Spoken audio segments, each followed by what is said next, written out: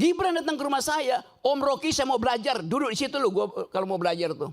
Kasih saya kritik Om Rocky, denger saya kritik. Dari akal dulu ya. Yang kita bicarakan sekarang bukan soal politik, tetapi cara berpikir politis itu soalnya tuh. Kalau soal politik kita tahu bahwa dari awal saya menginginkan 0% threshold itu, 0%. Pada Anies saya pernah bilang tuh, ngapain lu minta gue dukung lu? Lu dukung dulu 0% itu. Ini terjadi karena berebut 20%. Debat itu terjadi karena berebut celah yang kecil itu 20%. Maka terjadi persekongkolan kebusukan bahkan itu. Saya pernah kritik, apa mungkin PKS koalisi dengan PDIP? Jelas ijtihadnya berbeda tuh. Kalau di pilkada ada nih sekarang nih, ada beberapa juga. Iya, Dan iya. sebelum-sebelumnya ada juga. Betul, deskripsinya ada tapi normativitinya mestinya nggak ada itu. Kan kacau itu. Ya, sekarang itu soal normativity itu. Saya bukan politisi. Saya dosen dan pendaki gunung. Saya terlibat dalam politik karena saya pikir politik itu mesti diasuh dengan force of better argument. Force of the better argument. Siapa punya argumen terbaik, dia boleh ajukan itu sebagai dalil tuh. Nggak boleh ada sentimen di situ kan. Karena itu saya memilih untuk menghina Presiden Jokowi. Bukan Jokowi sebagai persona. Yang saya hina jabatan dia tuh. Yang saya kritik jabatan dia. Rocky Gerung menghina presiden. Loh, presiden bukan orang, presiden itu fungsi, jabatan. Presiden ada martabat. Presiden tidak punya martabat. Presiden itu disebut bermartabat ketika dia menjalankan fungsi sebagai raja. Karena tubuh publiknya menyatu dengan tubuh privat. Martabat itu hanya ada pada orang berikan, itu disebut human dignity. Dignitasnya pada manusia. Itu satu frasa. Human dignity. Saya menghargai manusianya, bukan jabatannya. Itu yang mesti jelas di kita tuh. Karena itu saya heran. Kenapa kalau saya memaki-maki presiden, saya diomelin. Kenapa orang yang memuji-muji presiden tidak diomelin? Kan dua-duanya deskripsi. Memuji dan memaki itu dua-duanya kualitas yang sama derajatnya. Pujian jadi pujian karena ada yang memaki. Makian jadi makian karena ada yang memuji itu. Bifurkasi itu yang mau saya terangkan. Saya terangkan sebagai dosen ya. Poin itu tuh. Jadi kalau saya kasih kritik betul-betul metodologis. Apakah saya benci pada Presiden Jokowi? Enggak. Kaisang menikah. Saya diundang oleh keluarga Jokowi. Di mana Anies telepon dari Jogja. Rok, lu di mana Rok? Kenapa? Gue ini udah 3 jam nggak bisa ketemuin Jokowi itu. Karena mesti ngantri. Gue bilang gue diundang malam hari ya. Bisa langsung masuk tuh. Nggak ada problem. Gibran datang ke rumah saya, Om Rocky saya mau belajar, duduk di situ lu gua kalau mau belajar tuh. Kasih saya kritik Om Rocky, denger saya kritik. Siapa yang saya kritik? Bobi Nasution saya kritik. Sebagai apa Om? Sebagai gubernur. Anda belum saya kritik karena belum jadi wali kota, belum jadi wakil presiden. Pada waktu itu dia adalah wali kota. Saya kritik yuk. Dia ngaku bahwa setiap Sabtu berbagai macam menteri datang ke dia kasih duit supaya soal saya bilang, you koruptor tuh. Saya kasih kritik. Dia gak marah. Karena saya terangkan saya kritik kamu karena saya tanya. You datang sebagai apa? Sebagai wali kota. Ya mendua Om. Saya juga datang karena saya bosan ikut kuliah-kuliah di sekolah PDIP. Dia bilang begitu. Tadi sebelum Tunggu, gue mau terangin semua hal. setiap minggu menteri datang maksudnya apa itu?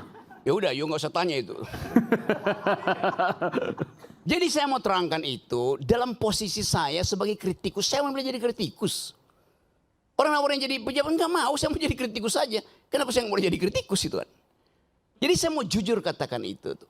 Jadi tidak semua yang kotor itu tidak berguna. Saya kasih ilustrasi.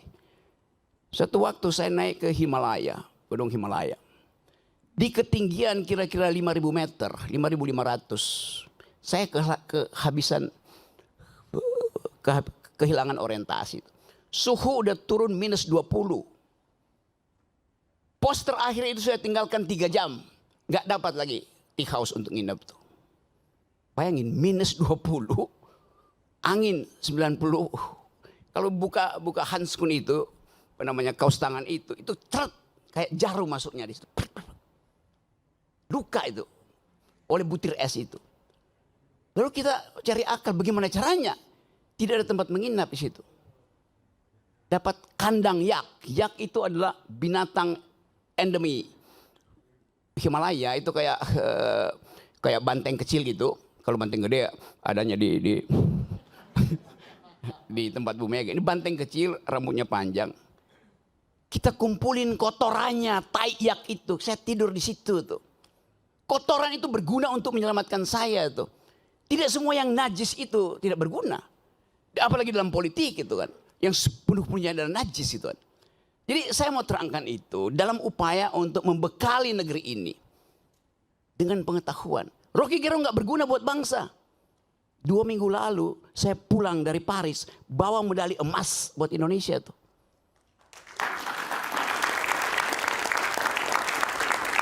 Apa dibiayai oleh negara? Tidak ada dibiayai oleh negara. Kita cari uang sendiri itu.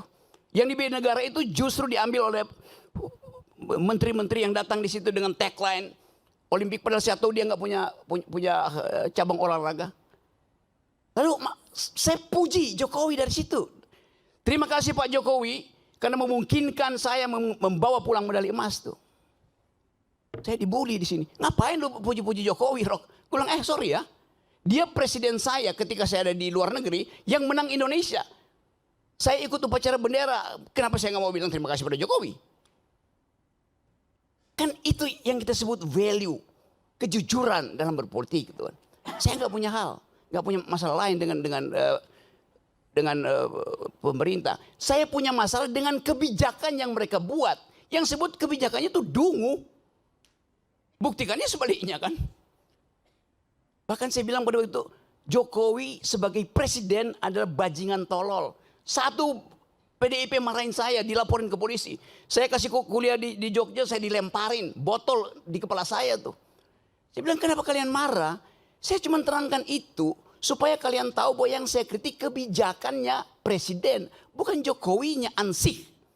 As a person, nggak ada urusan saya dengan. Saya berbaik-baik dengan Pak Jokowi sebagai manusia, dengan Pak Prabowo, dengan Pak SBY segala macam tuh. Zaman SBY saya paling keras kritik beliau tuh. Sekarang tiap minggu saya diskusi tentang politik global dengan SBY, nggak ada soal. Jadi saya mau pisahkan antara mental seorang yang mampu untuk memisahkan pengetahuan dia tentang kebijakan dan penghormatan dia pada persona. Itu dasarnya tuh. Jadi sekali lagi saya tetap akan kasih kritik. Apapun itu hak saya. Dan tidak mungkin saya dipidana kalau saya caci maki Jokowi atau saya muji Jokowi. Pasal itu nggak ada lagi. Tidak ada pasal penghinaan presiden. Udah hilang. Siapa yang hilangin? Saya berjuang dari zaman 98 di LBH untuk hilangkan pasal itu.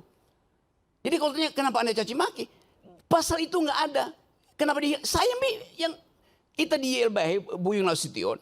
Saya penasihat ahli Buyung Nasution dalam soal-soal untuk membereskan demokrasi kita.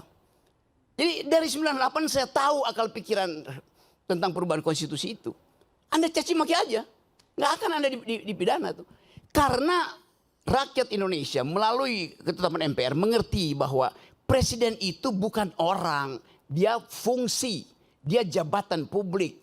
Tidak boleh dilekatkan pada dia prinsip-prinsip pada hukum pidana. Nggak bisa.